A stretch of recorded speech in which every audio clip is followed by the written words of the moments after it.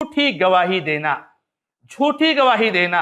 कोई मामला पेश आया है, कोई बात हुई है, कोई हादसा पेश आया है, किसी दो आदमी के बीच में कोई तनाज़ा चल रहा है, आपको उसके बारे में कोई इल्म नहीं है, मगर आप झूठी गवाही देने के लिए तैयार हो जाओ। क्यों? आपका दोस्त है, क्यों आपका खानदान का है, क्यों आपके माशरे का है, क्यों आपके मजहब का है, क्यों क्या आपका खैरख्वाह है। नहीं मेरे भाइयों, आप झूठी गवाही ना दे। झूठी गवाही भी झूठ की एक शक्ल है।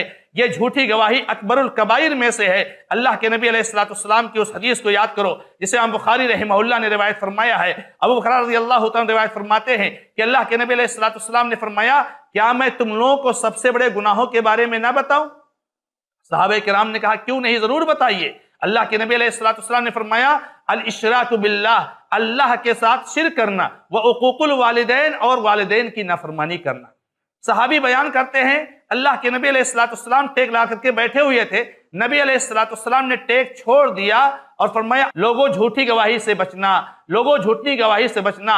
सहाबा बयान करते हैं, नबी सल्लल्लाहु अलैहि वसल्लम इसको दोहराते रहे, यहां तक कि हम लोगों ने सोचा काश नबी सल्लल्लाहु अलैहि वसल्लम खामोश हो जाते। आप सोचिए कि अल्लाह के नबी अलैहिस्सलाम ने इस गुनाह को बयान करने के लिए टेक छोड़ दिया और इसको बराबर कंटिन्यू दोहराते रहे। तो झूठी गवाही देना ये बहुत बड़ा गुनाह है। इसी तरीके से ये झूठी गवाही देना अल्लाह के नेक बंदों की सिफत के मुनाफी है।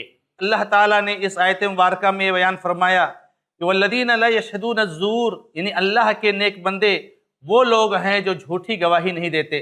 तो झूठी गवाही नाज़रीन किराम और सामीईन किराम, ये अहले ईमान और अल्लाह के नेक बंदों की सिफत के मुनाफी है।